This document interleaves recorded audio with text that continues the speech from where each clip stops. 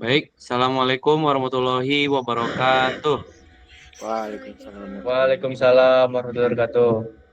Baik, perkenalkan kami dari kelompok 6. Sini kami akan membahas tentang statistika non-parametrik dari mata kuliah statistika dan probabilitas. Sebelumnya kami izinkan memperkenalkan diri. Dan di tim kami ada Arsya Fitri Ayahdini, ada Syalvan Deva Adinata, ada Khalisa Zahwa Nafisha, ada Hilmi Ahmad Sahal Syafiq, dan saya sendiri Restu Abdillah Santosa, dan juga ada Muhammad Altaf Robani.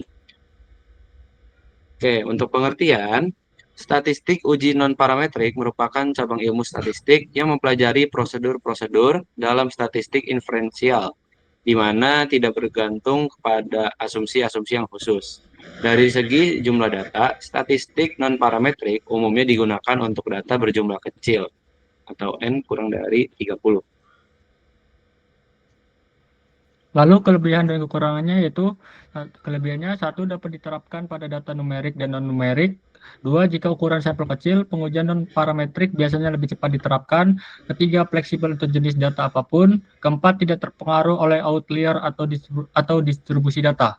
Lalu kekurangannya yaitu satu, hasil lebih sulit untuk diinterpretasikan secara kuantitatif. Dua, pada kelompok data yang luas, hasil analisisnya cenderung tidak bisa digeneralisasikan. Ketiga, pada jumlah yang besar, perhitungannya akan memakan waktu yang lama.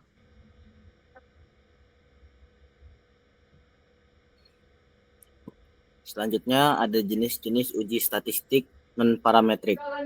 Yang pertama ada non-parametrik 1 sampel, yaitu uji chi-kuadrat 1 sampel dan uji Kolmogorov-Smirnov 1 sampel.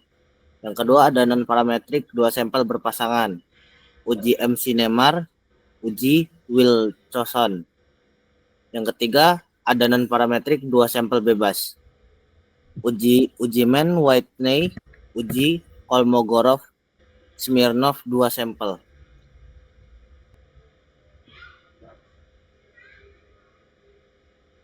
Yang pertama, non-parametrik 1 sampel. Uji chi-kuadrat 1 sampel untuk menguji perbedaan proporsi populasi, yaitu antara data yang diamati dengan data yang diharapkan, terjadi menurut H0, berdasarkan proporsi yang berasal dari sampel tunggal. Dapat digunakan untuk data berskala nominal dengan 2 atau lebih dari 2 kategori.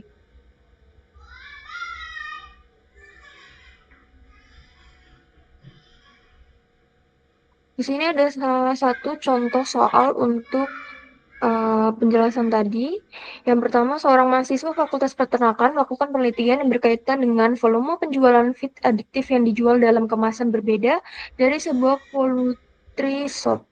Toko yang diteliti adalah yang menjual feed adiktif dalam 4 macam kemasan, yaitu kemasan jenis 1, jenis 2, jenis 3, dan jenis 4.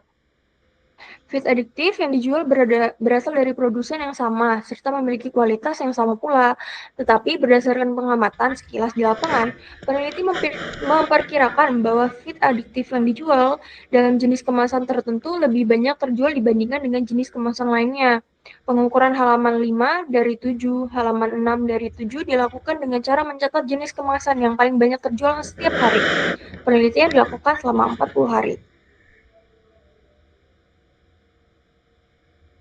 Lalu di sini penyelesaiannya, kita memiliki hipotesis penelitian ini adalah H0, P1 sama dengan P2, sama dengan P3, sama dengan P4.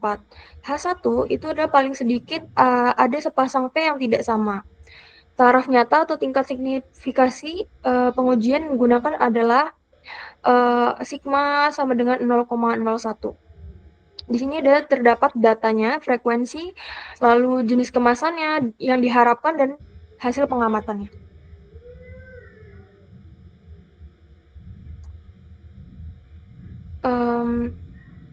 Di sini kita membahas bagaimana cara penyelesaian uji chi-kuadrat.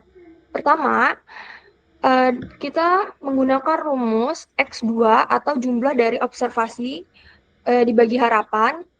Terus kita memiliki data, kita memiliki 4 data.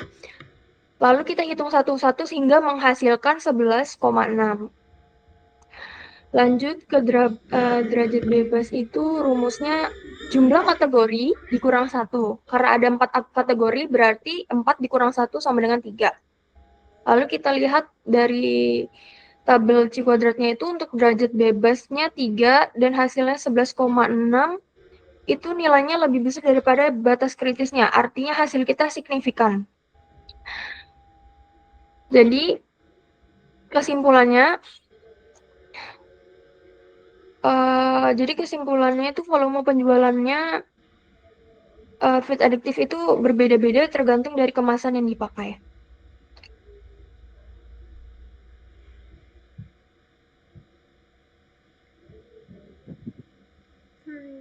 Selanjutnya yang kedua ada uji non parametrik 2 sampel berpasangan. Kita mengambilnya itu uji MC-Nemer. Pengertiannya untuk menguji perbedaan atau perubahan proporsi dua buah populasi yang hanya memiliki 2 kategori berdasarkan proporsi 2 sampel berpasangan.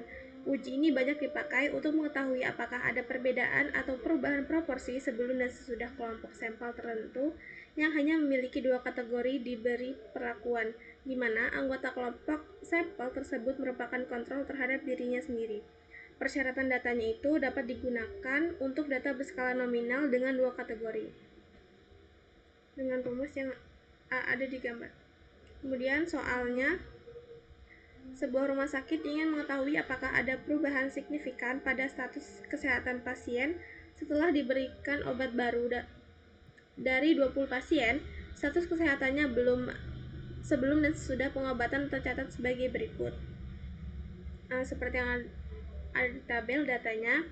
Nah, penjelasannya itu dari tabel A sama dengan 7 itu sebelum sembuh sama sudah tidak sembuh.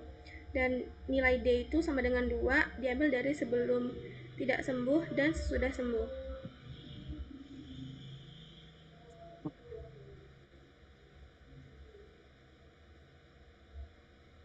Nah, untuk penyelesaiannya yang pertama kita mencari hipotesisnya, yang mana H0 ini tidak ada perbedaan proporsi yang signifikan atau pengobatannya tidak berpengaruh. Dan H1 itu ada perbedaan proporsi yang signifikan atau pengobatannya berpengaruh.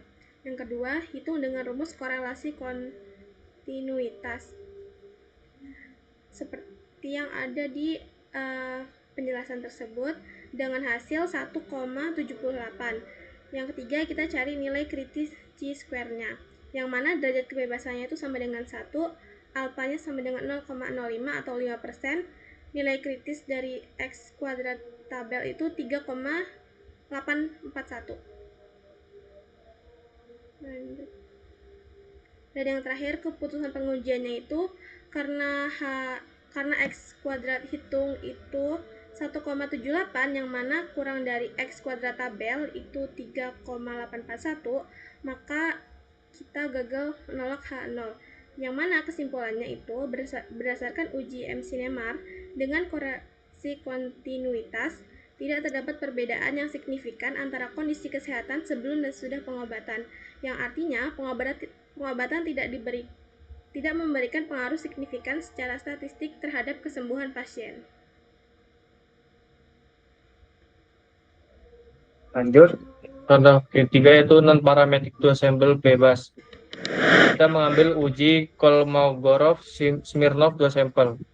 Pengujian satu sisi pengujian dua sisi adalah untuk menguji perbedaan nilai tengah atau median, sedangkan untuk menguji berbagai jenis atau sembarang perbedaan nilai tengah median, kemencengan skewness, pemancaran dispersi dua buah populasi yang tidak berpasangan. Persyaratan datanya yaitu data setidaknya memiliki skala ordinal. Dapat dilihat dengan contohnya seperti ini.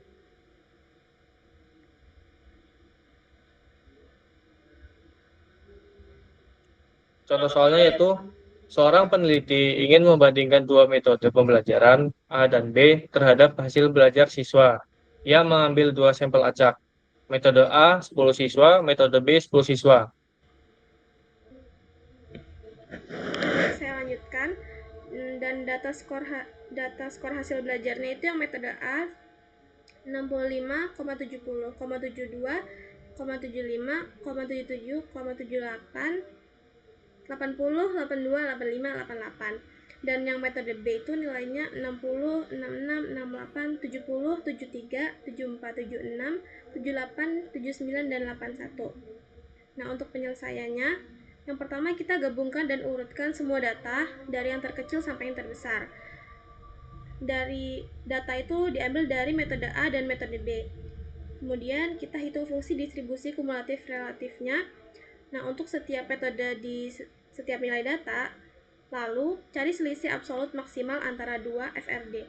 Nah, selisih itu kita jadikan nilai D, yang mana hasilnya kita mendapatkan hasil yaitu D sama dengan 0,30. Saya lanjut. Untuk X kuadratnya itu sama dengan 4D 2 dikali N1 dikali N2 per N1 ditambah N2. Jadi dapat dilihat dari hasil datanya itu X kuadrat sama dengan 4 dalam kurung 0/30 dipangkatkan dikali 10 kali 10 per 10 ditambah 10. Hasilnya yaitu 1,8. Derajat kebebasan sama dengan 1, taraf signifikansinya 0,05, nilai kritis X kuadrat tabelnya yaitu 3/841. Karena X kuadrat dihitungnya sama dengan 1/8 kurang dari X kuadrat tabelnya sama dengan 3,841. Kesimpulan yang dapat diambil yaitu tidak terdapat perbedaan yang signifikan antara distribusi skor belajar metode A dan metode B. Artinya, kedua metode memiliki aktivitas yang setara dalam meningkatkan hasil belajar siswa pada taraf signifikansi yaitu 5%.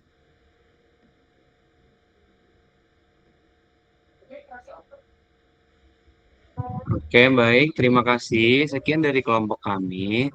Kurang lebihnya mohon maaf. Pada Allah kami mohon ampun. Wabillahi taufiq wal hidayah. Wassalamualaikum warahmatullahi wabarakatuh. Waalaikumsalam warahmatullahi wabarakatuh. Waalaikumsalam warahmatullahi wabarakatuh.